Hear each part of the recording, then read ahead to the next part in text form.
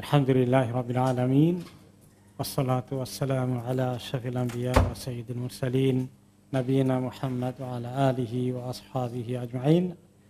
সিরাতুন নবীর আলোচনায় আমরা থেমেছিলাম রমাদানের আগে, যেখানে সেটা ছিল খান্দকের যুদ্ধের ইতিহাস।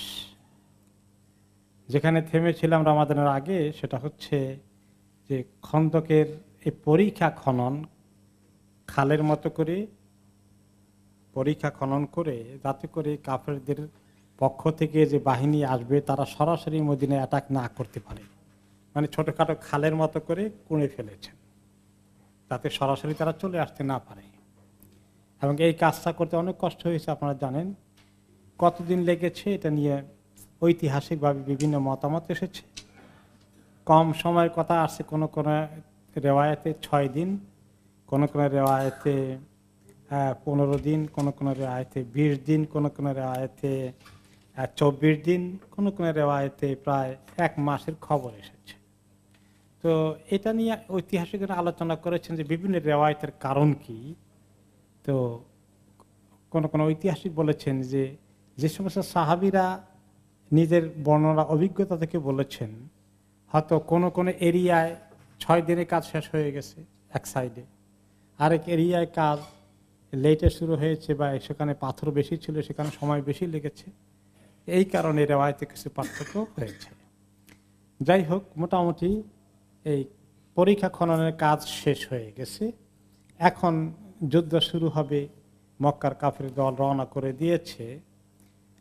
এই সময় আর কিছু টুকটাক ঘটনা ঘটে, সেদিকে আমরা যাচ্ছি। খন্দকের যুদ্ধের এই সময়ে এক পর্যায়ে একজন সাহাবী আসলেন, ওনার নাম হচ্ছে হাউত ইবনে ইয়াজিদ রাহিমাহুল্লাহ। হাউত ইবনে ইয়াজিদ রাদিয়াল্লাহু আনহু, তিনি মদিনার বাসিন্দা, কিন্তু ইসলাম কবুল করেননি। আর তিনি অথবা কিছু কিছু লোক এসেছিলেন, আসলে তিনি ইসলাম কবুল করেছেন, কিন্তু মদিনার বাইরের কিছু কবিলার থেকে কিছু লোক আসছিলেন, যারাই মদিনার বাইরে থেকে আসতেন ইসলাম কবুল করে, তিনি তাদেরকে হিজরত করে মদিনায় আসতে বলতেন। কারণ মদিনায় মুসলমানদের একটা কেন্দ্র হয়ে গেছে, শক্তির দরকার, নাম্বার বাড়লে সুবিধা হবে। তো হিজরতের তিনি মক্কা থেকে হিজরত করে চলে এসেছেন, কিন্তু কিছু আশেপাশের দূরের কবিলার কিছু লোক এখনো টুকটাক হিজরত করে আসছে, আর তিনি তাদেরকে বায়াত করাচ্ছেন, ইসলামে দাখিল করাচ্ছেন, হিজরত করার কথা বলছেন। তো মদিনার একজন ছিলেন, তিনিও চিন্তা করলেন যে হিজরত একটা বড় ইবাদত। তো এখন সবাই যারা মদিনার বাইরে থেকে হিজরত করছে তারাই ইবাদত করছে, বায়াত করছে, আমিও একটি হিজরতের বায়াত করি। তো তিনি কোথা থেকে কোথায় হিজরত করবেন? তিনি এসে বললেন, ইয়া রাসূলুল্লাহ, হাউত ইবনে ইয়াজিদ, লা উবাইউকা ইন্নান নাসা ইউহাজিরুনা ইলাইকুম ওয়া লা তুহাজিরুনা ইলাইহিম। সাহাবী এসে যখন বললেন যে আমি একটু হিজরত করতে চাই, তিনি বললেন, মান হাযা, কে এই লোকটা, কে তুমি, কে, তোমার পরিচয় কি? তখন বলল যে আমি হাউত ইবনে ইয়াজিদ, বা ওনার কাজিন পরিচয় করে দিলেন, উনি হচ্ছেন হাউত ইবনে ইয়াজিদ। তিনি বলেন, না, তোমাকে হিজরতের উপরে আমি বায়াত করব কেন? ইন্নান নাসা ইউহাজিরুনা ইলাইকুম, তোমাদের কাছে হিজরত করে আসে অন্যান্য জায়গা থেকে, মক্কা থেকে, তো তুমি কোন দুঃখে কোথায় হিজরত করবা? কিছু লোকের আছে যে আগ্রহ বেশি, মাশাআল্লাহ, দিনের কাজ করতে চায়, কোনোটাই ছাড়তে চায় না। ওয়ালা তুহাজিরুনা ইলাইহিম, তো তুমি হিজরত করে কোথায় কার কাছে যাবা? তা হবে না, তোমার হিজরত দরকার নাই। ওয়াল্লাযী নাফসু মুহাম্মাদিন বিয়াদিহি, শোনো, মদিনার বাসিন্দারা, তোমরা যারা ইসলাম কবুল করেছো এবং হিজরতকারীদেরকে এসে এখানে থাকার জায়গা দিয়েছো, তোমাদের শান তো আলাদা। লা ইউহিব্বু রাজুলুনিল আনসার হাত্তা ইয়ালকাল্লাহ তাবারাকা তাআলা, তোমাদের এমন শান আল্লাহ দিয়েছেন, যেই ব্যক্তি আনসারীদেরকে মহব্বত করে, মদিনার বাসিন্দা যারা ইসলাম কবুল করে মুহাজিরদেরকে জায়গা দিয়েছেন, তাদেরকে যারা মহব্বত করে অন্তর থেকে, ইল্লা লাকিয়াল্লাহ ওয়া হুয়া ইউহিব্বু, সে কিয়ামতের দিন দেখতে পাবে যে আল্লাহর সঙ্গে যখন তার দেখা হবে, আল্লাহ অলরেডি তার উপরে খুশি হয়ে আছেন। এই মদিনার বাসিন্দাদের প্রতি এই আনসারদের প্রতি আল্লাহ এত খুশি হয়ে আছেন, কাজে তোমার হিজরতের চিন্তা করার কোনো দরকার নাই। তুমি ওই সওয়াব মিস করতেছো, মনে করো হিজরতের সওয়াব। তোমরা যে আনসারি হয়েছ, তোমাদের এই আরেকটি মর্যাদা আল্লাহ দিয়ে রেখেছেন অলরেডি। তবে ওয়ালা ইউবগিদু রাজুলুন লিল আনসার হাত্তা ইয়ালকাল্লাহ ইল্লা লাকিয়াল্লাহ ওয়া ইউবগিদুহু। আর কেউ যদি উল্টা কাজ করে কোনো সময়, যে আনসারদেরকে ঘৃণা করে, তাদেরকে অপছন্দ করে, তাদের ব্যাপারে দুশমনি করে, এইরকম কোন লোক যদি দুশমনি করা অবস্থায় তওবা না করে মারা যায়, আল্লাহর সঙ্গে যখন তার দেখা হবে কিয়ামতের দিন, আল্লাহ তাআলা অবশ্যই তাকে ঘৃণা করবেন। তাহলে এতে মুহাজিরদের শানের পাশাপাশি আনসারীদের অনেক শানের খবর পাওয়া গেল, এবং কোন কোন আনসারী যে হিজরত মিস করেছিলেন তার মনের আবেগ জজবার খবরও পাওয়া গেল। যাই হোক, ইতিমধ্যেই মক্কার বাহিনী অলরেডি রওনা করে দিয়েছে, পথিমধ্যে আছে। রাসূলুল্লাহ সাল্লাল্লাহু আলাইহি সাল্লাম নিজে তার বাহিনীকে প্রস্তুত করছেন এবং সবাইকে জমায়েত করে তিনি মুসলমানদের বাহিনী নিয়ে রওনা হয়ে গেলেন মদিনা শহরের বাইরে। এগিয়ে আসলেন কিছুটুকুন ওই খন্দকের পাশে। উনি এসে প্রথমে জমা করলেন সালা, একটি পাহাড় আছে মদিনা শহরের বাইরে আসলে, এই পাহাড়ের পাশে তিনি সবাইকে জমা করলেন। আর এই সময় খন্দকের পাশেই সেটা, আর ওই পারে আছে দুশমনরা, মক্কার লোকেরা চলে এসেছে। মদিনার বাহিনী জোগাড় করলেন তিনি, আলহামদুলিল্লাহ দিস টাইম 3000।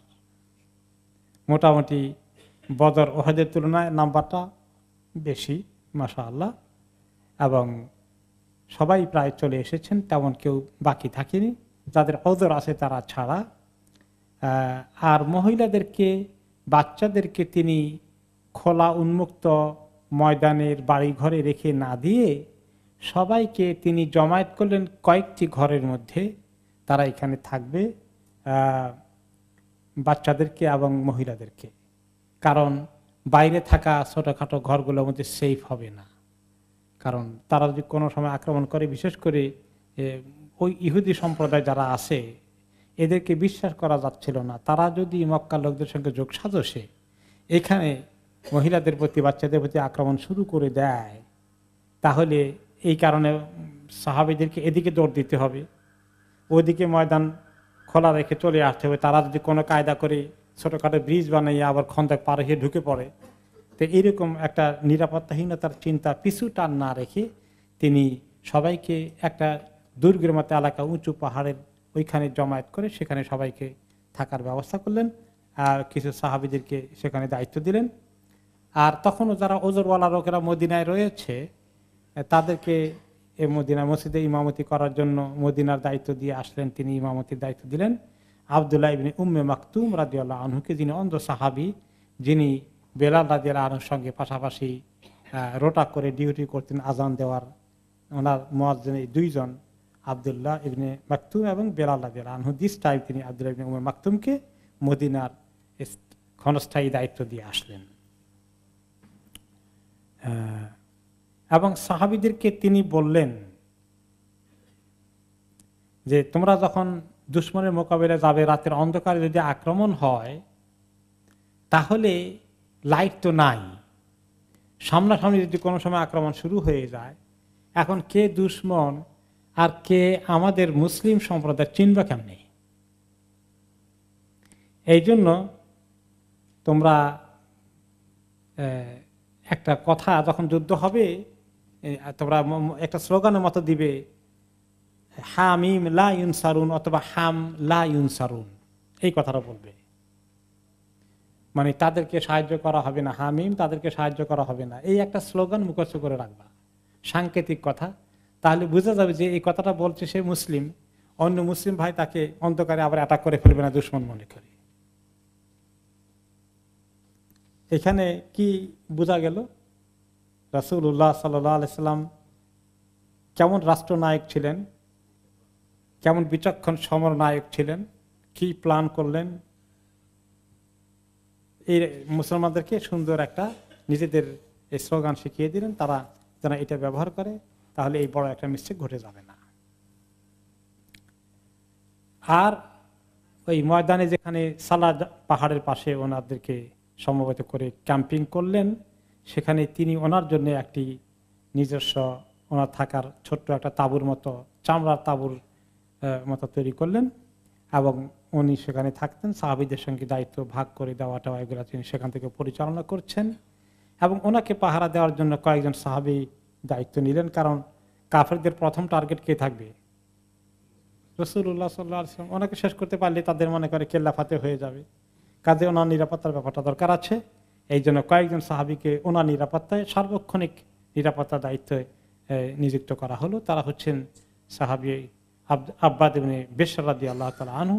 ওই ওনার দায়িত্বে নিরাপত্তার জন্য সবাইকে তিনি সাহাবীদেরকে যা থেকে বাছাই করেছেন সবাই কিন্তু আনসারী, কারণ মদিনা তাদের এলাকা, তারা ভালো করে রাস্তাঘাট চিনবে এই জন্য।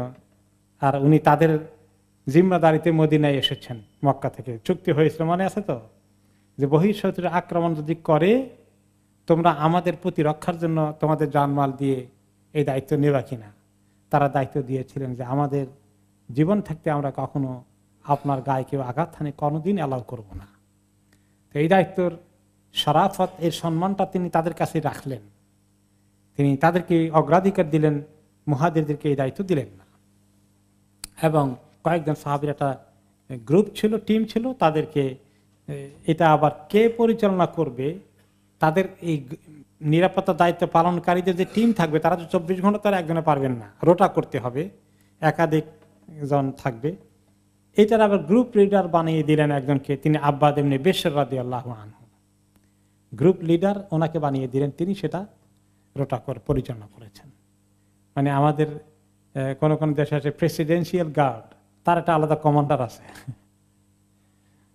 প্রধানমন্ত্রীর নিরাপত্তা বাহিনীর যে গ্রুপ আছে তার একটা আবার পরিচালক আছেন, কমান্ডার আছেন।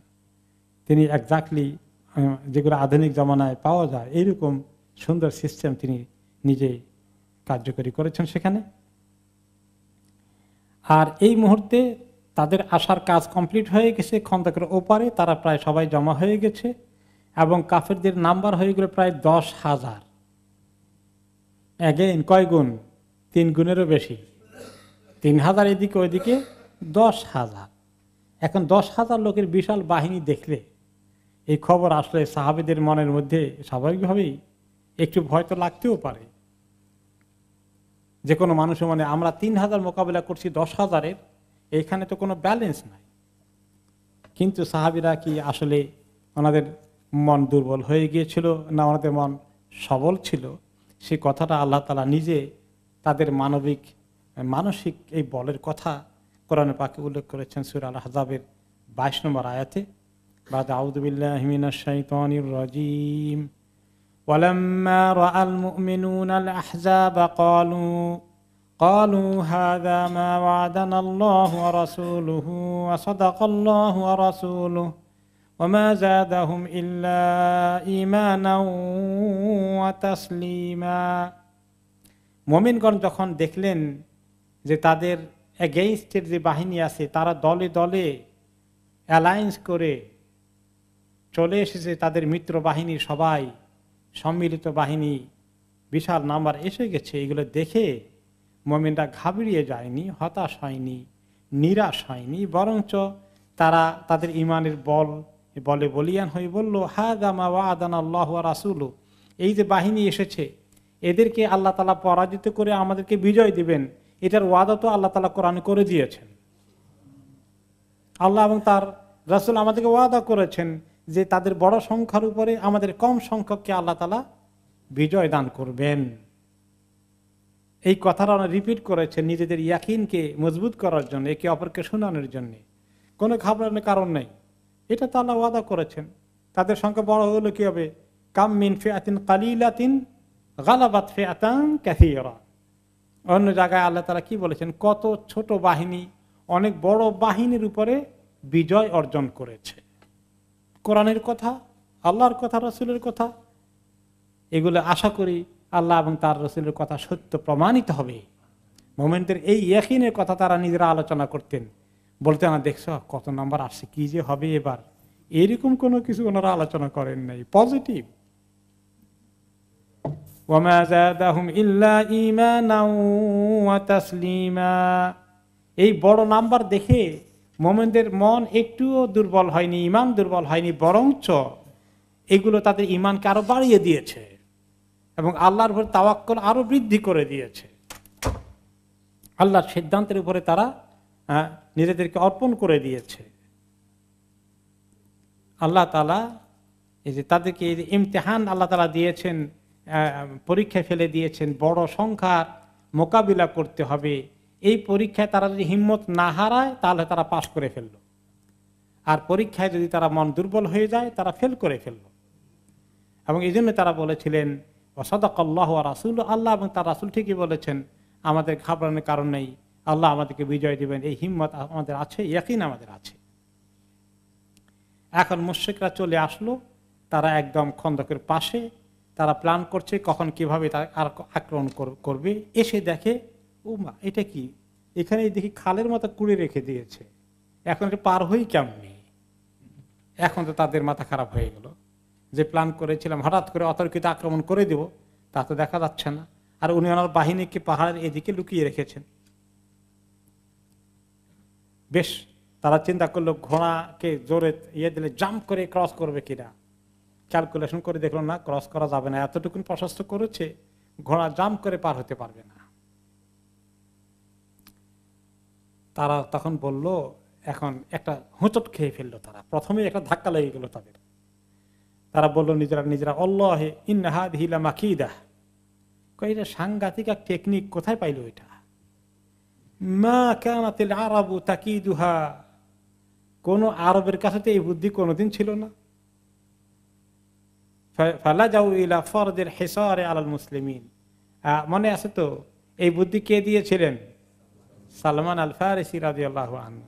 আরবদের মাথায় এই যুদ্ধের এই টেকনিক কখনো ছিল না, এবং সালমান আল ফারিসি রাদিয়াল্লাহু আনহুর এই বুদ্ধিটা চমৎকার কাজে লেগেছিল। অতর্কিত হঠাৎ আক্রমণের এই তাকত এবং এই স্পৃহা এবং এই জজবা তাদের থেমে গেল। তখন তারা চিন্তা করলো, না, বোঝা গেছে এইভাবে তো পারা যাচ্ছে না, এখন ঘেরাও করে অবরুদ্ধ করে রাখবো তাদেরকে, তারা যেন বের না হতে পারে মদিনা থেকে। রসদপত্র যাওয়া আসা এগুলো সব আমরা, এখন বোঝা গেছে লম্বা চূড়া অভিযান হবে। আমরা মনে করেছিলাম অতর্কিত আক্রমণ করে শেষ করে দেব, কিন্তু এখন আমাদেরকে দীর্ঘ দিনের জন্য অবরুদ্ধ করে রাখতে হবে, ঘেরাও করে রাখতে হবে তাদেরকে। তো তারা শেষ পর্যন্ত থাকার সিদ্ধান্ত নিল, লম্বা সময় থাকতে হবে। এখন তারা খন্দক তো কয়েক মাইল লম্বা ছিল, তারা চিন্তা করলো, পুরোটা তারা অবজার্ভ করলো, কোনো জায়গায় কোনো উইকনেস আছে কিনা, চিকন হয়ে গেছে কিনা, ওখানে একটু চট করে পার হওয়া যাবে কিনা, এগুলা তারা চেষ্টা করে দেখলো। এবং দেখলো যে সব জায়গায় মোড়ে মোড়ে আবার সাহাবীদের অবস্থান আছে, যে ওইখান দিয়ে যদি কিছু বালু টালু ফেলে তাড়াহুড়া করে পার হওয়ার চেষ্টা করে, একটা ব্রিজ বানিয়ে ফেলে, বাঁধ দিয়ে ফেলে, ওখানে তারা আসলেই ওনারা তীর নিয়ে রেডি, ধাওয়া করছেন। সেটাও তারা সুবিধা করতে পারলো না, কোনো জায়গায় পারলো না। এভাবে তারা দীর্ঘদিন থাকতে থাকতে প্রায় 20 দিনের উপরে, বা কোনো কোনো রেওয়ায়েতে 1 মাসের কাছাকাছি পার হয়ে গেল। তো এই যুদ্ধ জমছে না, কিন্তু মাঝে মধ্যে তারা হঠাৎ করে দিয়ে একটা তীর ছাড়ে, সাহাবীদেরকে দেখলে ওনারা দু একটা আবার পাল্টা ছাড়েন। এরকম মাঝে মধ্যে তীর ছড়াছড়ি কিছু হয়েছে। এখন এই প্রায় মাসের কাছাকাছি হয়ে গেছে। এই মুহূর্তে এখন আবু সুফিয়ান তাদের নেতৃত্ব দিচ্ছেন, মক্কা বাহিনীর। তিনি চিন্তা করলেন ভিতরের দুশমনের সঙ্গে যোগাযোগ করে কিছু লাইন করা যায় কিনা, এই বুদ্ধি তিনি বের করলেন। ভিতরের বনি কোরাইজা, ওই ইহুদীদের একটা বড় কবিলা রয়ে গেছে, যাদের সঙ্গে রাসূলুল্লাহ সাল্লাল্লাহু আলাইহি ওয়াসাল্লামের চুক্তি ছিল। তখনও তাদের সঙ্গে ওনার কোনো অসুবিধা হয়নি, তারা চুক্তি মেনে চলছে। এই গ্রুপের সঙ্গে ওনার অসুবিধা নেই, আগেরগুলো বনি মুস্তালিক হয়েছে, কিন্তু এই গ্রুপের সঙ্গে যারা ইয়েতে ছিল কোনো অসুবিধা হয়নি। তারা ভিতরে আছে, মদিনার ভিতরেই, পরীক্ষার ভিতরে তারা পড়েছে, এবং তারা মোটামুটি চুক্তি মেনে চলে আসছে। এখন আবু সুফিয়ান চিন্তা করলো যে তাদেরকে ধরতে হবে, ভিতরের দিকে তাদেরকে মুহাম্মদ সাল্লাল্লাহু আলাইহি ওয়াসাল্লামের সঙ্গে মদিনার চুক্তি সাইন করেছিল যে ওখান থেকে সরিয়ে আনতে হবে, বিশ্বাসঘাতকতা করে চুক্তি ভঙ্গ করে এদের পক্ষে জয়েন করাইতে হবে। তাদের মাধ্যমে ইনফরমেশন নেওয়া, ভিতরের দিক থেকে তারা যে অ্যাটাক করতে রাজি হয়ে যায়। তো এই লাইনটা করার জন্য সে আরেকটি বড় দুষ্ট ছিল ইহুদিদের মধ্যে, হুয়াই ইবনে আখতাব, তাকে ধরল। হুয়াই ইবনে আখতাব কিন্তু বড় দুশমন ছিল, সে বহু দুশমনী করেছে। মক্কায় গিয়ে এই খন্দকের যুদ্ধের জন্য তাদেরকে তৈরি করে নিয়ে এসেছে, উৎসাহিত করেছে, আমরা তোমাদেরকে হেল্প করব, কোঅপারেশন করব। সে কিন্তু এই বনি কোরাইজা গোত্রের না, সে আরেক গোত্রের ইহুদি। তাকে তারা ধরল। হয়ে আখতাব, সে মোটামুটি একটু কবি, নাম করা, প্রভাবশালী, তাকে ধরলো যে তুমি যেহেতু ইহুদি, তুমি বনি কোরাইজা লোকদেরকে পারো কিনা আমাদের পক্ষে নিয়ে আসতে, এই কাজটা করো। তো সে উৎসাহিত হয়ে তাই করলো, গুড আইডিয়া, আমি চেষ্টা করে দেখি। সে চলে আসলো বনি কোরাইজার কাছে। এসে তাদের যে লিডার ছিল, তার নাম ছিল কাব ইবনে আসাদ আল কোরাদি। কাব ইবনে আসাদ আল কোরাদি, কোরাইজা, বনি কোরাইজা থেকে এই টাইটেল তার। কোরাজি নাম হলো কাব, তার পিতার নাম আসাদ। এই কাবের কাছে আসলো। তো এসে যখন দরজা নক করলো রাতের বেলায়, অন্ধকারে এসছে, কারণ এই খবর যদি আবার মুসলমানরা পেয়ে যায়, নবী করিম সাল্লাল্লাহু আলাইহি সাল্লামের গোয়েন্দারা পেয়ে যায়, তাহলে তো অসুবিধা হবে। খুব সন্তর্পণে রাতের অন্ধকারে গোপনে আসলো, দরজা নক করলো কাবের বাড়িতে। কিন্তু কাব দরজা খুললেন না। বললো যে আমি অমুক এসেছি, আপনার সঙ্গে জরুরি কথা আছে, একটু দরজা খোলেন, কিছু জরুরি কথাবার্তা আছে। তিনি বললেন, না আমি দরজা খুলবো না। তিনি কথাই বলছেন না, অ্যান্সারও করছেন না, এবং তার সঙ্গে রেসপন্ড করছেন না। তারপরে শেষ পর্যন্ত কাব, হুয়াই ইবনে আখতাব ছাড়বে না, সে গিয়ে দরজা বারবারে নক করছে, পিটাপিটি করছে দরজার মধ্যে। বলে যে ওয়াই হাকা ইয়া কাব ইফতাহলি, কাব তোমার ধ্বংস হও, তুমি কি হলো, তুমি আমার জন্য দরজাটা খোলো না, একটু কথা বলি না। কাব ভিতর থেকে বললেন দরজা না খুলে, ওয়াই হাকা ইয়া হুয়াই ইন্নাকা ইমরুউন মাসউম, হুয়াই ইবনে আখতাব, তোমার কাছে কোনো ভালো খবর নাই, তোমার কাছে অকল্যাণ ছাড়া কোনো কল্যাণ নাই, আমি দরজা খুলবো না। তুমি কোন উদ্দেশ্যে আসছো আমি জানি। আমি মুহাম্মাদের সঙ্গে চুক্তি করে ফেলেছি, তার সঙ্গে আমি বিশ্বাসঘাতকতা করব না। আমি এই ত্রুটি বা এই চুক্তি আমি ত্রুটি করব না, ভঙ্গ করব না।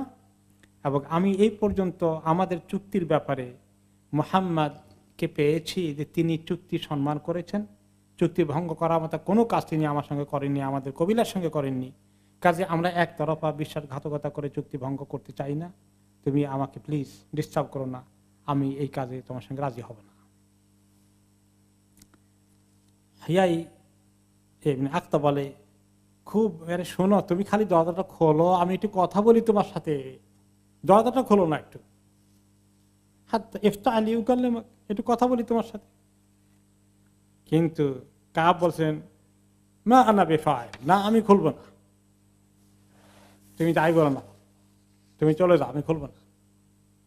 কিন্তু হুয়াই ইবনে আখতাব সে ছাড়বে না, সে কথা বলেই ছাড়বে। এখন সে মানুষের কিছু কথা বললে, মানুষ যখন আর একটা খোসা দিলে উল্টা দিক থেকে আর সহ্য করতে পারে না, এমন একটা খোসার জিনিস আবিষ্কার করলো। সেটা কি? সে বলল, আল্লাহি মা আগলাকতাল হেসনা দুনি ইল্লা তাখাউফুকা মিন আকুলা মিন জাসিসাতিকা। ওকে, বুঝছি তারা রাতের বেলায় ওই মদিনার লোকেরা বা এই কবিলার লোকেরা একটা চমৎকার খানা পাকায়। কোন কোন রেওয়াজে আসে গোশত আর দিয়ে এক ধরনের আমরা বিরিয়ানি পাকাই, যে এই জাতীয় গমকে গুঁড়া করে তারা এক ধরনের এরকম একটা স্পেশাল ডিশ পাকায়। ওইটা কোন কোন রেওয়াজে আসছে খেজুর দিয়ে আর গমকে গুঁড়ো করে এক ধরনের ছাতুর মতো বানিয়ে সেটা দিয়ে একটা ভালো চমৎকার মিষ্টি জাতীয় খাবার তৈরি করে। এই জাসিসা বলা এটাকে। এর দুটো অর্থ এসেছে, হয়তো গোস্তওয়ালাটা অথবা খেজুর দিয়ে পাকানোটা। বোধ কেসে এরা দুইটাই খুব স্পেশাল ডিশ আর কি। এখন সে বলে, বুঝছি যে তুমি এরকম ডিশ একটা পাকাইছো, একলাই খাইতে চাও, মেহমান আমি আসলে শরীর খাওয়া লাগবে, তোমার বখিলির কারণে দরজা খোলো না, আমি বুঝতে পারছি। একলা মজা করে খাচ্ছ তো, আমি গেলে ভাগ পাবো। এখন মনে করলো আরবরা আবার মনে করে, বা ইহুদি হলেও এরা তো এখানে আরবদের মধ্যে বসবাস করে, সেই কালচারে কিছুটা অভ্যস্ত, যে আমাকে কেউ বখিল বলুক, এই বদনামি তারা নিতে চায় না। এই বদনামি এখন সে বললে যে না আমি তো ওইটা খাই না, এটা বললে সে বিশ্বাস করবে না। চিন্তা করলে তো বদনামি করবে আমার ব্যাপারে, যে বখিল খায় একলা, মেহমান আসে দরজাই খোলে না। এই বেকায়দা তাকে ফেলে দিল।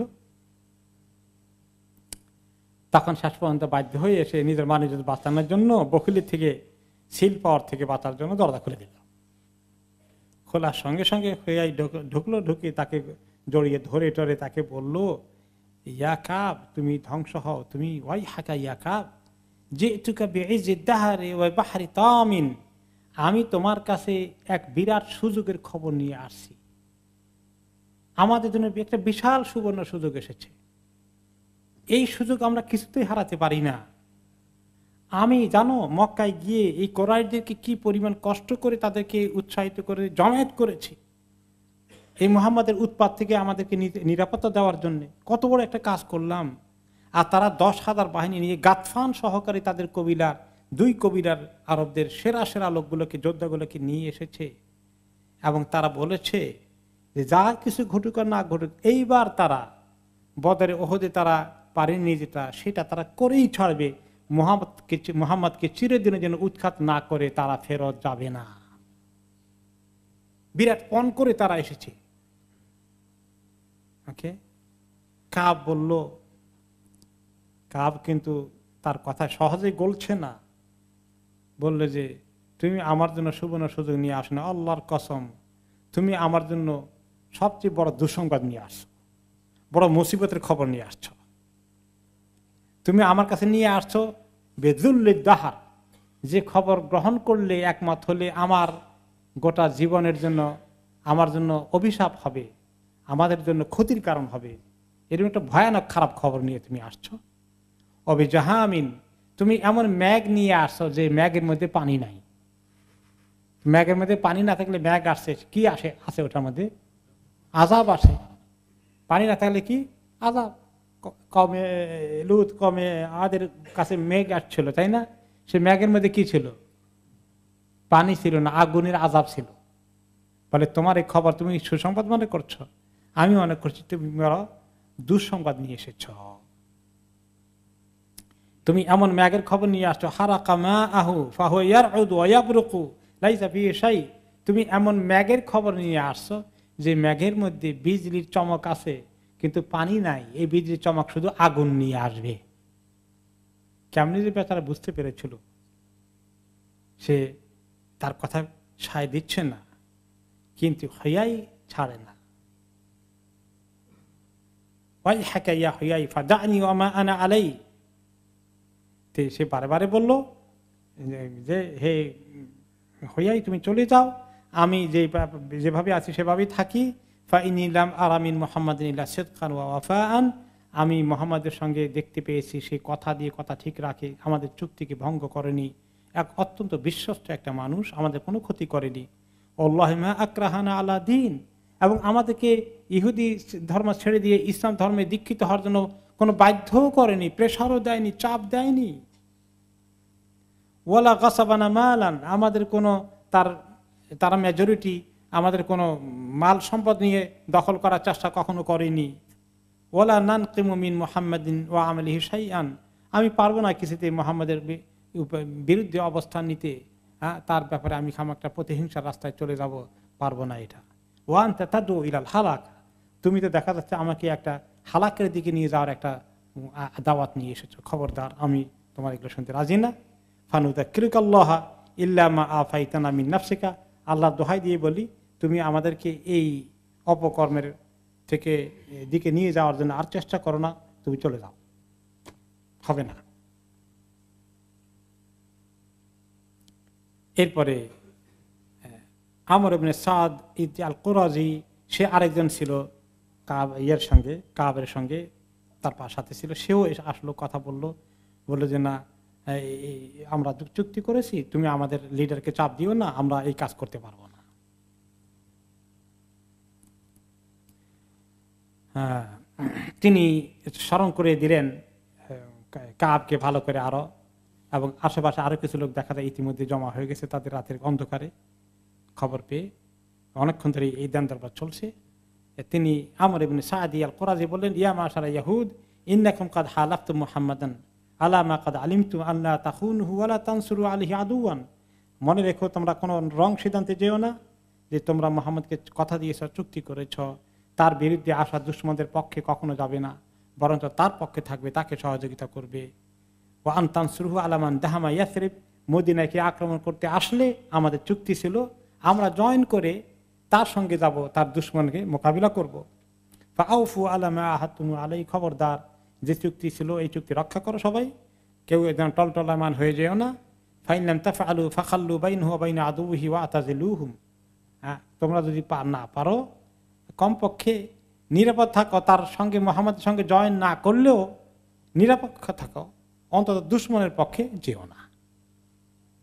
এতক্ষণ এত কথা বলার পরে হুয়াই ইবনে আখতাব, এই দুষ্ট লোকটি কি ছাড় দেয়? সে এখনো ছাড় দেয়নি, সে লেগেই আছে। কাবকে বলতে বলতে অনেক কথা বললো, বহুক্ষণ সময় নিল। ওকে, তারপরে তাকে আদর করে তার গালে হাত দিয়ে গায়ে হাত দিয়ে তাকে আবার বুঝায়, শেষ পর্যন্ত তাকে ওয়াসওয়াসা দিয়েই ছাড়লো। কাব আল কোরা দিকে সঙ্গে তার কথা হয়ে গেল যে ঠিক আছে যা।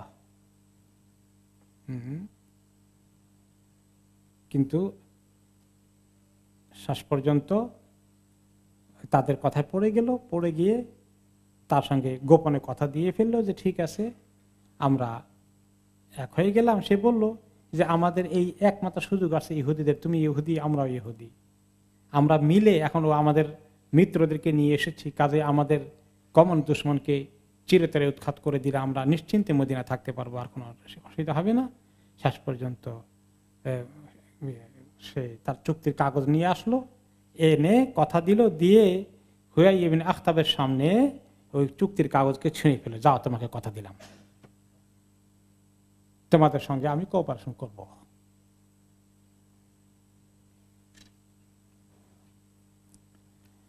যখন এই খবর রাতের অন্ধকারে আস্তে করে কিছুটা হলেও বেরিয়ে গেল, তখন মুসলমানদের মধ্যে খবর হয়ে গেল যে এই তো চুক্তি ভঙ্গ করে ফেলেছে।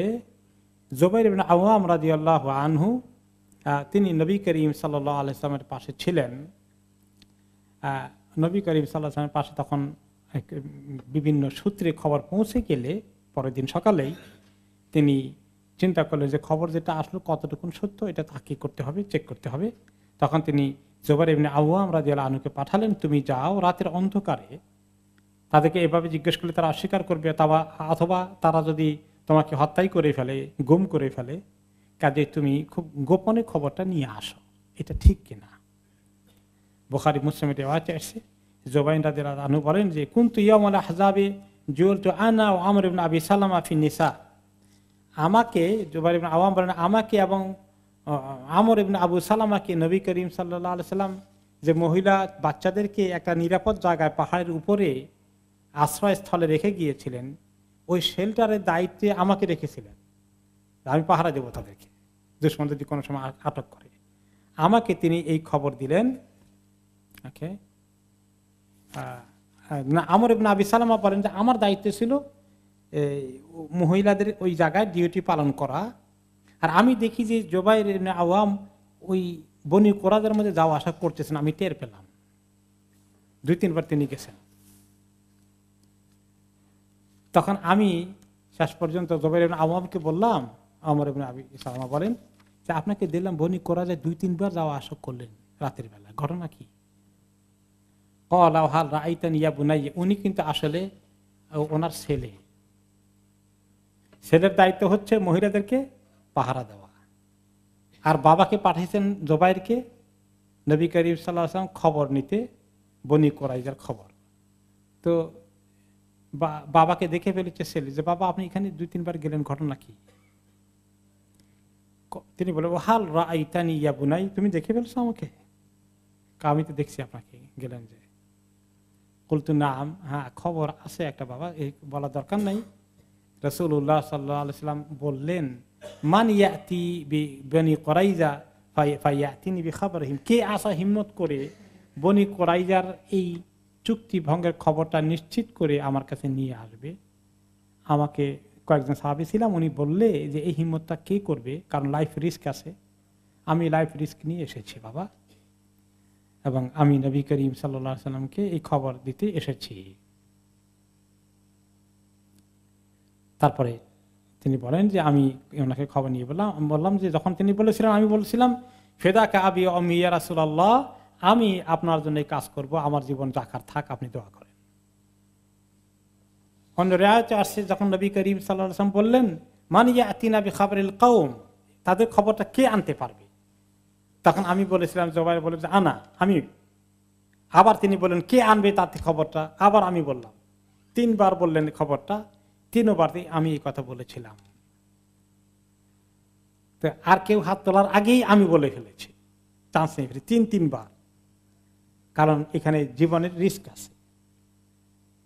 তখন আমার এই যখন খবর নিতে আমি ইচ্ছা করেছি এবং পেশ করেছি, রাসূলুল্লাহ সাল্লাল্লাহু আলাইহি ওয়াসাল্লাম খুশি হয়ে একটা মন্তব্য করলেন।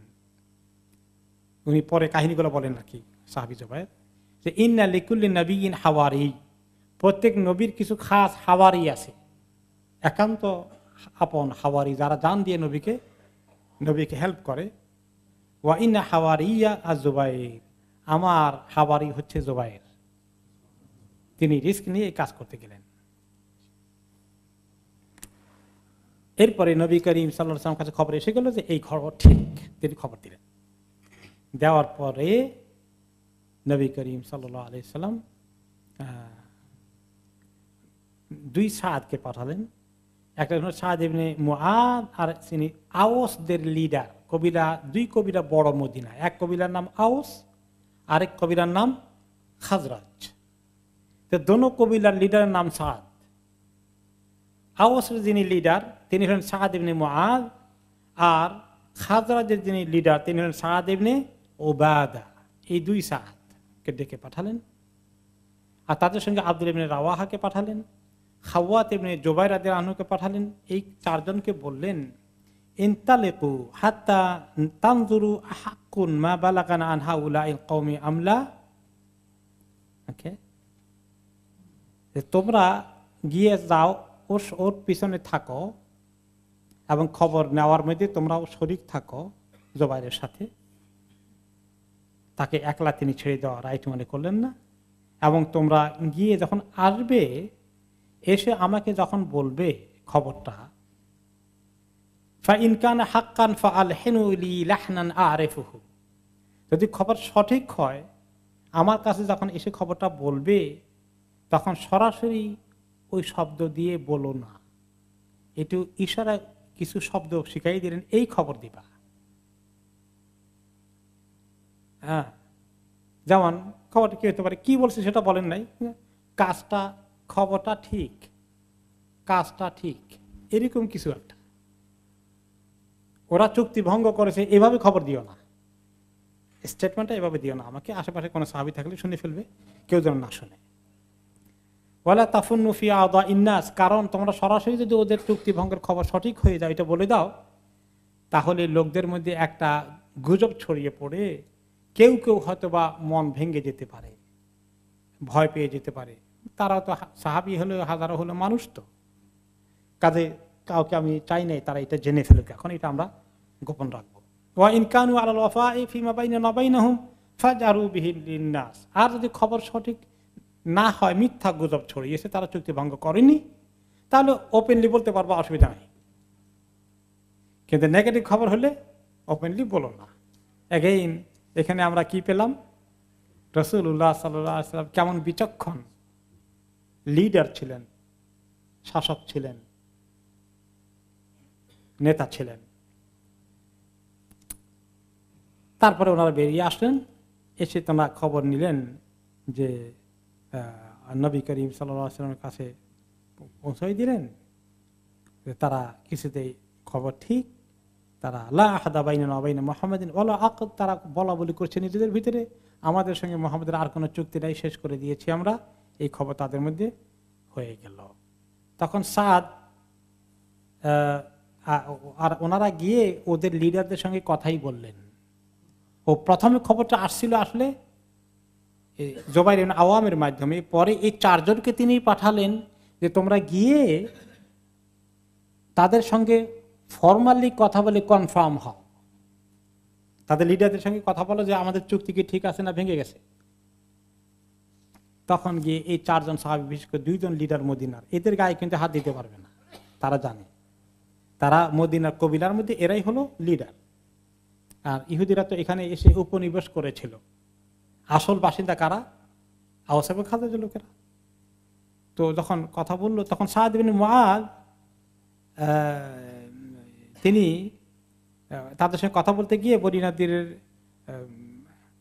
তাদের কথাবার্তা বললেন। সাদ ইবনে উবাদা বললেন যে তোমরা বনী নদীরের কি পরিণতি হয়েছে জানো? যে বনী নদীরকে বিতাড়িত করা হয়েছে মদিনা থেকে। আরেকটি কবিরা, ইহুদি কবিরা, বিশ্বাসঘাতকতার কারণে যুদ্ধ হয়ে তারা পরাজিত হয়ে মদিনা ছেড়ে চলে গেছে। তাদের কথা মনে আসে, তোমরা যদি সত্যি এরকম করো তাহলে ওই পরিণতি তোমাদেরকে ভুগতে হবে। তখন সাদ ইবনে মুআয বললেন সাদ ইবনে উবাদাকে, থাক, দা আনকা মুশাতামাহুম ফামা বাইনানা ওয়া বাইনহুম আরবা মিনাল মুশাতামা। তুমি তাদেরকে এখন বকাবকি করার দরকার নাই, ঝগড়া করার দরকার নাই, তাদের সঙ্গে আমাদের ঝগড়া হবে না, আরো বড় কিছু হবে, কথা বাড়িয়ে লাভ নাই। ইনি ওনাকে সব ফেরত চলে আসলেন। এসে দুইজনেই নবী করিম সাল্লাল্লাহু আলাইহি ওয়াসাল্লামের কাছে এসে বললেন, ইয়া রাসূলুল্লাহ, কথা ঠিক, তারা বিশ্বাসঘাতকতা করেছে, আমরা তাদের লিডারদের সঙ্গে কথা বললাম, তারা মোটামুটি কনফার্ম করে ফেলেছে যে তারা আমাদের সঙ্গে আর নেই, দুশমনের সঙ্গে যোগ দিয়েছে। এই অফিসিয়াল ফর্মাল আনুষ্ঠানিক খবর পাওয়ার পরে নবী করিম সাল্লাল্লাহু আলাইহি ওয়াসাল্লাম বললেন আল্লাহু আকবার। তিনি কি বললেন? আল্লাহু আকবার, নাকি ইন্না লিল্লাহ বললেন? আল্লাহু আকবার।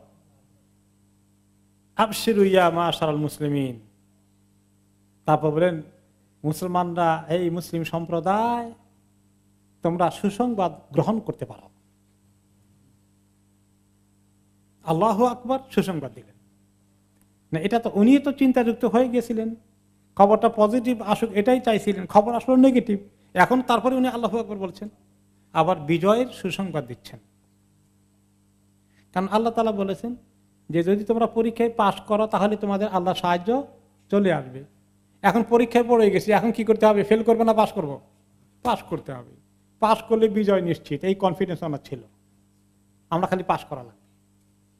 সাহাবীদেরকে তিনি মনোবল চাঙ্গা করতে বললেন আল্লাহু আকবার, সুসংবাদ না হয়ে মুসলিমগণ।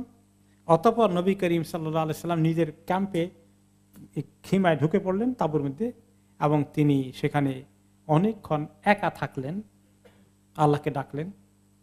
একটা ওনার মাথা ঢেকে তিনি ঘুমের মতো করে নামাজ পড়লেন বা কতক্ষণ ঘুমালেন, এবং তিনি অনেকক্ষণ আল্লাহ তাআলার কাছে তিনি দরখাস্ত দিতে থাকলেন, আল্লাহ যেন সাহায্য করেন। ওকে, ইতিমধ্যে খবরটা আস্তে আস্তে কিন্তু মুসলমানদের মধ্যে পৌঁছে গেছে। সাহাবীরা কিছু কথাবার্তা বলছেন এবং ওনার পাশে এসে অপেক্ষায় আছেন যে নবী করিম সাল্লাল্লাহু আলাইহি ওয়াসাল্লাম কি খবর দেবেন। তখন তিনি ওনার সকালবেলা উঠে ঘুম থেকে তিনি তখন বললেন আবশিরু বিফাতহিল্লাহি ওয়া নাসরিহি।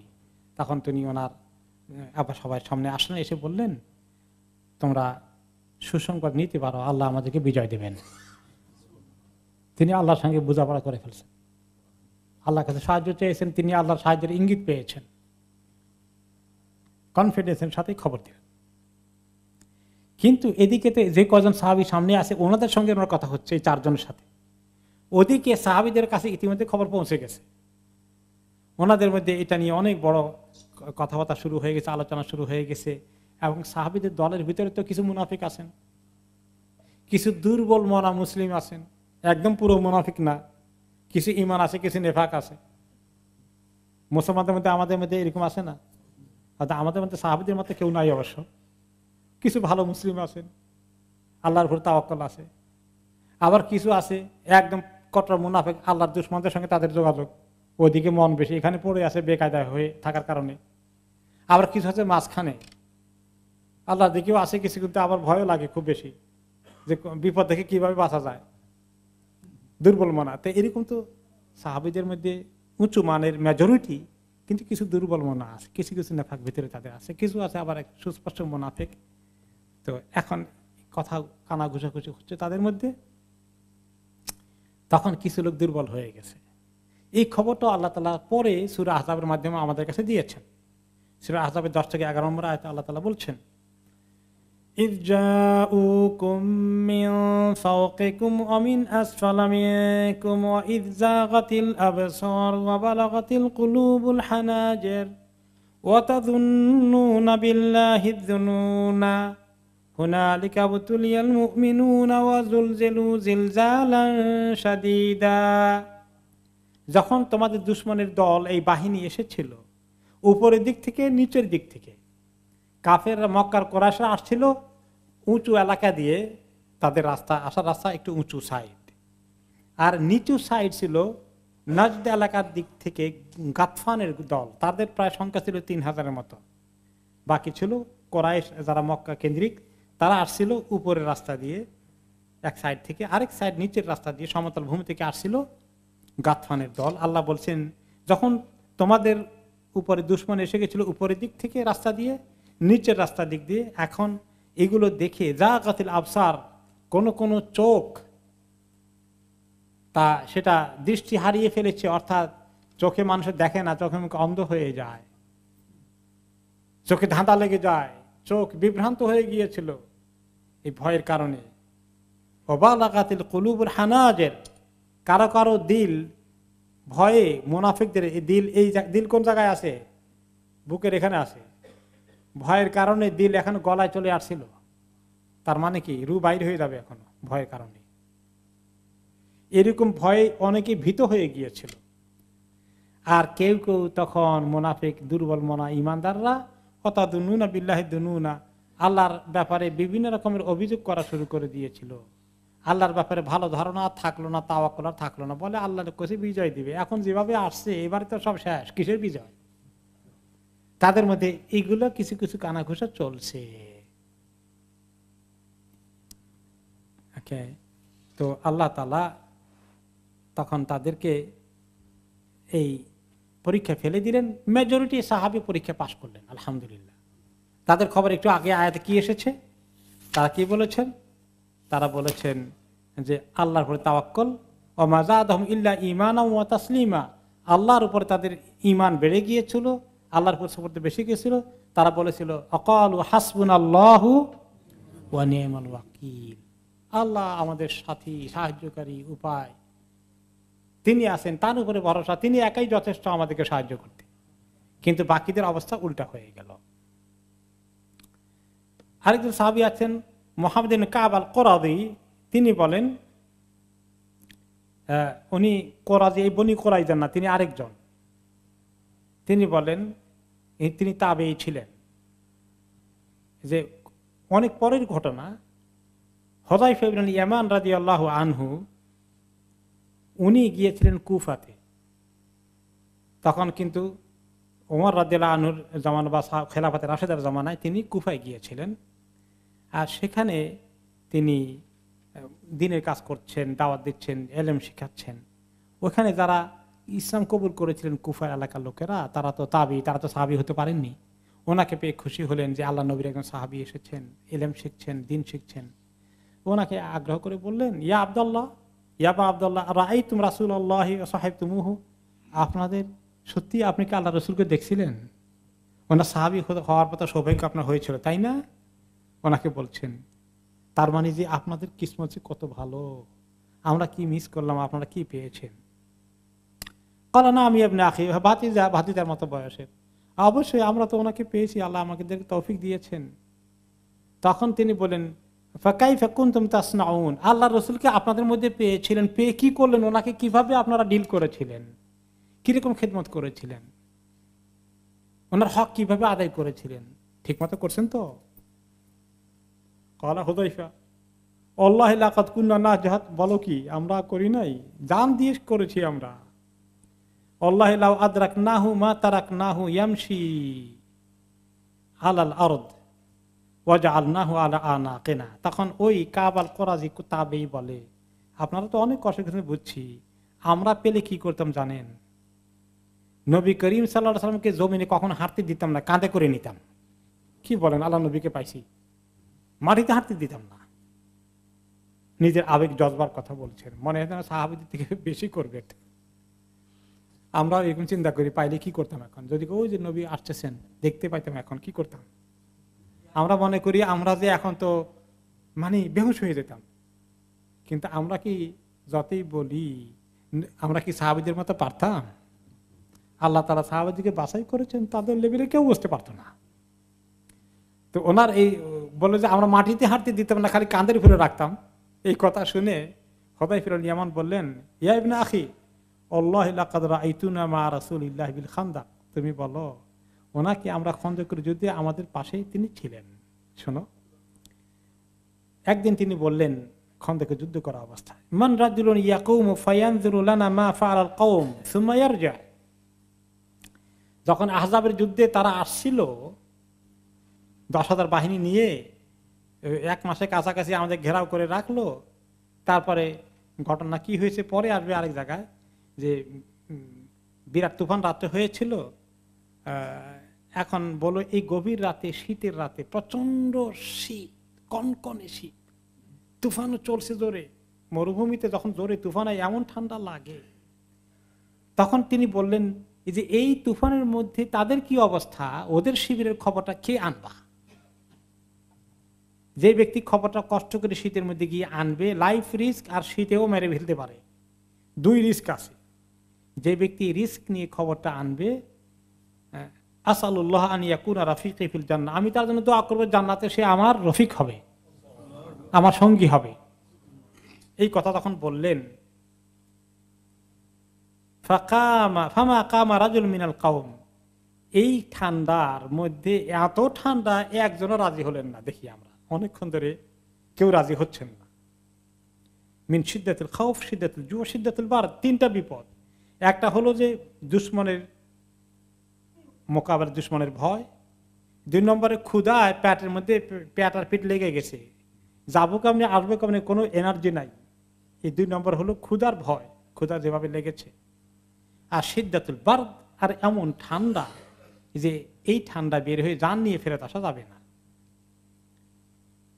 এরকম অবস্থা হয়েছে। পরে অবশ্যই একজন রাজি হয়েছেন, কিন্তু অনেকক্ষণ গেছে কেউ রাজি মনে হচ্ছে না।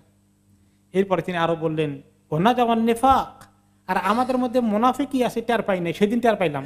ওই সময় কেউ কেউ বলতেছে কিসের বিজয়, কোনখান দিয়ে আসবে, খালি বিপদ আসতেছে দেখতেছি। এই আমাদের মধ্যে নেফাক আছে কিছু কিছু লোকের মধ্যে, সেদিন টের পেলাম। ও তাকাল্লামু আল্লাযীনা ফী কুলুবিহিম মারাদ বিমা ফী নুফুসিহিম হাত্তা ক্বালা বা'দুহুম, তখন আমরা বুঝলাম কারা কারো দিলের মধ্যে রোগ আছে, নেফাকের রোগ আছে, আমরা জানতাম না। কেউ কেউ বলল আমাদের মধ্যে, এই মুনাফিক মার্কা লোকগুলো বলল কি, কানা মুহাম্মাদুন ইয়াইদুনা, মুহাম্মদ আমাদেরকে খুব সুসংবাদ শুনিয়েছে। কি শুনিয়েছে? আর নাকুলা কুনুজা কিসরা কায়সরা, আমরা নাকি খন্দকের পরীক্ষা যখন খনন করি পাথর কাটে আর বলে তোমরা কেসরা কায়সার, রোমান বাদশাহ, পারস্য বাদশাহের সম্রাটের সমস্ত সম্পদ তোমাদের হস্তগত হয়ে যাবে। উনি আমাদেরকে এই সমস্ত গল্প শুনাইছেন, এখন দেখি যে সব মরে শেষ হয়ে যাবো। মুনাফিকরা এগুলো বলা বলি করছে। ও আহাদুন আল ইয়াউমা লা ইয়ামানু আলা নাফসিহি আন ইয়াযহাবা ইলা কাদাই হাজাতি, এখন এমন বিপদে পড়ছি যে রাতের বেলায় যে একটু টয়লেট করতে যাব কোনো দূরে, কোনখান দিয়ে ওই জালিমরা আমাদেরকে তীর মেরে মেরে ফেলে, এখন তো টয়লেটেও যেতে পারছেন না। আর বলে যে আমরা নাকি সমস্ত বিজয় লাভ করব। তখন বোঝা গেল যে এই কি পরীক্ষায় আমরা পাশ করেছি। তিনি হুযায়ফা ইবনে ইয়ামান এই খবরটা দিলেন কাকে? ওই যে কোরাজি, হাসান ইবনে কোরাজি বলছিল যে আমরা পাইলে কি করতাম, মুহাম্মদ ইবনে কাব আল কোরাজিকে তিনি খবর দিলেন যে আমরা জানো জীবন বাজি রেখে এভাবে করেছি, কাজেই সাহাবীদের উপরে কখনো উঠতে পারবা না। যাই হোক, আমরা ফেরত আসি যে খন্দকের যুদ্ধে কি হলো। আওস ইবনে কাইদি একজন বনি হারিসার লোক ছিলেন, তিনি বলেন, ইয়া রাসূলুল্লাহ ইন্না বুয়ুতানা আওরা মিনাল আদু, তিনি মুসলমানদের বাহিনীতে আসছেন, তিনি মুসলিম তথাকথিত। আমার ঘরের অবস্থা ভালো না, আমার ঘরের স্ত্রীকে রেখে আসছি, তার নিরাপত্তার ব্যবস্থা নাই, ঘরের দুর্গটার মতে কিছু না, বেড়াটারা সব দুর্বল, আমাকে যেতে হবে, একটু পারমিশন দেন, আমি একটু চলে যাই, আমাকে অ্যালাউ করেন। তার মানি ফাঁকি দেওয়ার জন্য এখানে ভয়ে এখন পালাবে, এরকম এই দুর্বল মনা কিছু মুসলিমের মধ্যে এই চিন্তা শুরু হয়েছে। তার একজন হচ্ছে আউস ইবনে কাইজি। তখন নবী করিম সাল্লাল্লাহু আলাইহি সাল্লাম তাকে পারমিশন দিয়ে দিলেন। এরকম করে তার দেখা থেকে আরো দুর্বল মনা কিছু মুসলিম, আরো কিছু মুনাফিক পারমিশন নিয়ে আসে যে আপনারা তো আসেন, আমার ঘরে আমার স্ত্রী অসুস্থ, একটু না থাকলে হয় না, বিভিন্ন উসিলে তারা চলে যাচ্ছে। যেই পারমিশন চায় তিনি তাকে পারমিশন দিয়ে দেন, জবরদস্তি কাউকে রাখেন না, কারণ এগুলো তো বোঝাই গেছে এগুলোর ভিতরে নেফাক আছে, এগুলো রাখলে সুবিধা হবে না। আল্লাহ তাআলা ওদের খবর দিয়েও সূরা আহজাবে আয়াত নাযিল করেছিলেন 12 থেকে 13 নম্বর আয়াতে, وَإِذْ يَقُولُ الْمُنَافِقُونَ وَالَّذِينَ فِي قُلُوبِهِم مَّرَضٌ مَّا وَعَدَنَا اللَّهُ وَرَسُولُهُ إِلَّا غُرُورًا। যখন কিছু মুনাফিকগণ এসে যাদের অন্তরে, মুসলিম হইলেও অন্তরে কিছু রোগ আছে নেফাকের, পুরো মুনাফিক না কিন্তু দুর্বল, এই জাতীয় লোকগুলো এসে যখন বলে মা ওয়াদানাল্লাহু ওয়া রাসূলুহু ইল্লা গুরুরা, আল্লাহ এবং তার রাসূল যা ওয়াদা করলো সব ধোঁকা, নিজেরা এই কথা আলোচনা করে। وَإِذْ قَالَتْ طَائِفَةٌ مِّنْهُمْ يَا أَهْلَ يَثْرِبَ لَا مُقَامَ لَكُمْ فَارْجِعُوا।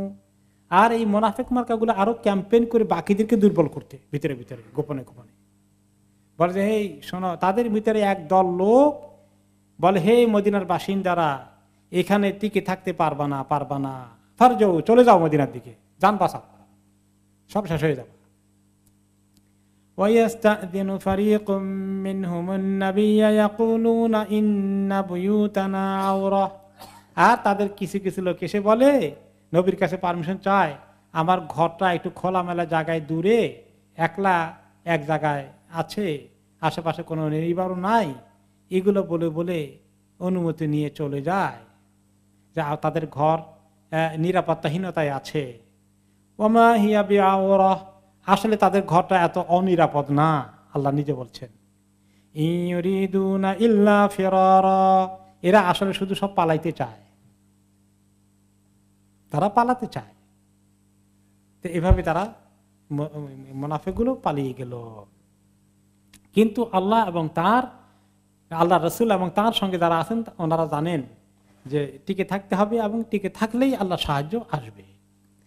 এই বিষয়ে নবী করিম সাল্লাল্লাহু আলাইহি সাল্লাম সাহাবীদেরকে গিয়ে গিয়ে খবর দিতেন। তিনি বলতেন তাদেরকে, ওয়াল্লাযী নাফসু মুহাম্মাদিন বিয়াদিহি, শোনো, যে আল্লাহর হাতে নবী মুহাম্মদের জান রয়েছে, তোমাদেরকে বলি, লা ইয়াফরাজান্না আনকুম মা তারাউনা মিনাশ শিদ্দা, আল্লাহর কসম বলছি, যে বিপদে আসো আল্লাহ তোমাদের বিপদ সরিয়ে নেবেন। আল্লাহর উপর তাওয়াক্কুল রাখো, ভরসা রাখো।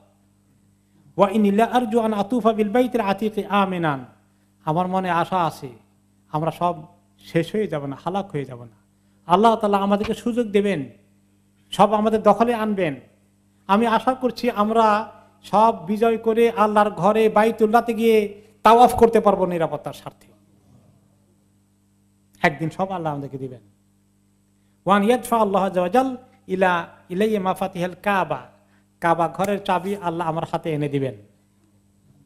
আমি জানি, আমি এইটা আল্লাহ ওয়াদার উপরে আমি স্যাটিসফাইড আছি। ওয়ালা ইয়াহলিকান্নাল্লাহু কিসরা ওয়া কায়সার, ওর এই পারস্যের বাদশা আর রোমান বাদশার কথা বলেছি, আবার বলি, আল্লাহ তাদেরকে হালাক করেই ছাড়বেন আমার উম্মতের হাতে। ওয়ালা তুনফাকান্না কুনুজাহুমা ফি সাবিলিল্লাহি আযজা ওয়া জাল, তাদের সমস্ত গচ্ছিত সম্পদ তোমাদের কবজায় আল্লাহ দিবেন, সেগুলোকে দখল করে তোমরা আল্লাহ দিনের কাজকে প্রসারিত করবে একদিন। এর চেয়ে বড় সুসংবাদের দরকার আছে সাহাবীদের জন্য? আলহামদুলিল্লাহ, সাহাবীরা শান্ত হয়ে গেলেন, কিন্তু তারা মদিনাকে শক্তিশালী করার চেষ্টা করলেন, যে তারা যেহেতু বনি কুরাইজা এখন বিশ্বাসঘাতকতা করেছে, মদিনা তারা ভিতরের দিক থেকে আক্রমণ করে ফেললে, তাদের ছেলে মেয়ে বাচ্চা কাচ্চা যদি আক্রান্ত হয়ে যায়, তাহলে এখানে এই ফ্রন্ট লাইনে তারা কেমনে থাকবেন, সেই জন্য কিছু লোককে বাহিনীর কিছু অংশ নবী করিম সাল্লাল্লাহু আলাইহি সাল্লাম পাঠিয়ে দিলেন মদিনার দিকে। কানা রাসূলুল্লাহ সাল্লাল্লাহু আলাইহি ওয়াসাল্লাম ইয়াবআসু সালাম ইবনে আসলাম ফি মিআতাই রাজুল, 200 লোকের বাহিনীর একটা টিমকে তিনি সালামা ইবনে আসলাম রাদিয়াল্লাহু আনহু দায়িত্বে পাঠিয়ে দিলেন এবং যায়েদ ইবনে হারিথা ওনার সঙ্গে দিলেন, ওনার সঙ্গে দিলেন আরো 300 লোক, মোট 500 লোকের বাহিনী মদিনা দিকে পাঠিয়ে দিলেন। পাঠিয়ে দিয়ে তারা মদিনা পাঠিয়ে দিলেন। তারা সারা রাত্র সেখানে তাকবীর দিতেন, আল্লাহু আকবার, নারায়ে তাকবীর। নারায়ে তাকবীর বলতেন না আর কি, এটা আমরা বলি আর কি। তারা তাকবীর দিতেন, স্লোগান দিতেন, যাতে করে ওনাদের বাচ্চা কাচ্চাদের মনে কোনো ভয় না আসে, আর দুশমন যে বনি কোরাইজার আছে তারা যেন ভয় পায়, ওর বাবা এত বিরাট নাম্বার এখানে আসে, হঠাৎ করে কিছু করা যাবে না। তাহলে মদিনার সিকিউরিটির জন্য তিনি প্রায় 500 লোককে পাঠিয়ে দিলেন, 3000 লোকের থেকে 500 লোককে সেখানে পাঠিয়ে দিলেন। এরপরে এখানেই থাকলো। পরবর্তীতে যেটা আসবে, যখন ব্যাপকভাবে এই টেনশন চলছে, এই সময় নবী করিম সাল্লাল্লাহু আলাইহি ওয়াসাল্লাম চাইলেন যে দুশমনের সঙ্গে কিছু লোককে সরিয়ে নিয়ে আসা যায় কিনা। তিনি সব লাইনে চিন্তা করেন যে গাতফান গোষ্ঠী যেটা আসছে নিচের রাস্তা দিয়ে নজদের এলাকা থেকে, এদের সঙ্গে তিনি নেগোসিয়েশন করার চেষ্টা করলেন, তাদেরকে ছুটানো যায় কিনা মক্কা থেকে আলাদা করে। তাদেরকে তিনি প্রস্তাব দিলেন যে তোমরা যদি চাও, মদিনার যে ফসল আসবে, আগামী ফসল, খেজুরের ফসলের একটা বিরাট অংশ, 1/3 তোমাদেরকে দিয়ে দেব, তোমরা এটা নিয়ে রণে ভঙ্গ দিয়ে চলে যাও, কুরাইশদের সঙ্গে আমাদের বিরুদ্ধে অবস্থান নেওয়া দরকার নাই। এই সন্ধির প্রস্তাব তিনি তাদেরকে দিলেন, তারা কনসিডার করলো। এখন তিনি আসছেন, আওস এবং খাজরা তারা মদিনার আসল বাসিন্দা, তাদের সঙ্গে আলাপ করতে, যে আমরা তো তিনি বললেন এসে যে আমি দেখছি যে দুশমনের নাম্বার বেশি, এদিকে ভিতরে বিশ্বাসঘাতকতা করেছে, আবার কিছু লোকের মন ভেঙে যেতে পারে, তা আমি সব লাইনই চেষ্টা করি। তাদের সঙ্গে তিনি বললেন যে আমি কিছু আলাপ আলোচনা করেছি, তাদের মধ্যে খবর দিয়েছি, আমরা যদি আগামী ফসলের 3/1 তাদেরকে দিয়ে দেই, তাহলে তারা যুদ্ধ ময়দান থেকে চলে যাবে, এতে করে মক্কার কাফেরদের শক্তি কিছু কমে যাবে, তোমরা কি মনে করো? এই ফয়সালার খবর তিনি তাদেরকে জানালেন। জানার পরে কি রিয়াকশন হলো, এটা আমরা আগামী সপ্তাহে শুনবো ইনশাআল্লাহ।